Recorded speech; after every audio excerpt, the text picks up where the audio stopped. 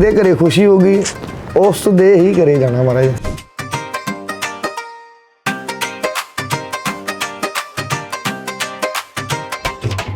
ਕਿਸੇ ਦੇ ਸ਼ਰਮ ਦੇ ਨਾਲ ਝੁਕੇ ਸਭ ਦੇ, ਬਾਬੇ ਨਾਨਕ ਖਿਲਾਫ ਸੀ ਜੋ ਬੋਲਿਆ। ਆਪਦੇ ਬੱਚੇ ਵੀ ਖੁਸ਼ ਹੁੰਦੇ ਵੀ ਡੈਡੀ ਹਰੀ ਕੈਸਾ ਕੰਮ ਕਰੀ ਜਾਂਦੇ ਆ। ਜੋ ਬੀਜਿਆ ਹੈ ਤੂੰ ਪਾਵੇਂਗੀ ਨਹੀਂ।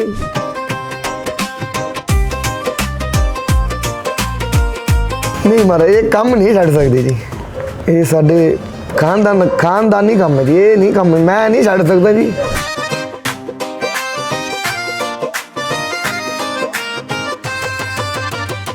ਗੁਰੂ ਗੋਬਿੰਦ ਸਿੰਘ ਆਇਆ ਜੀ ਤੁਹਾਨੂੰ ਪੱਗ ਗੁਰਾਂ ਨੇ ਲਾਇਆ। ਦਾਦੀ ਵੀ ਹੈ, ਉਹਦਾ ਨਾਮ ਦੱਸ ਦੇ। ਦਾਦੀ ਦਾ ਨਾਮ ਲਿਖਣਾ। ਹਾਂਜੀ ਹਾਂਜੀ ਫਾਰਚੂਨਰ ਹੈ, ਉਹ ਠੰਡਾ ਵੀ ਹੈ, ਟੌਪ ਮਾਡਲ ਹੈ, ਮੋੜ ਵੀ ਹੈ, 4x4 ਹੀ ਹੈ। ਉਹ ਲੈ ਕੇ ਜਾਂਦਾ ਨਾ।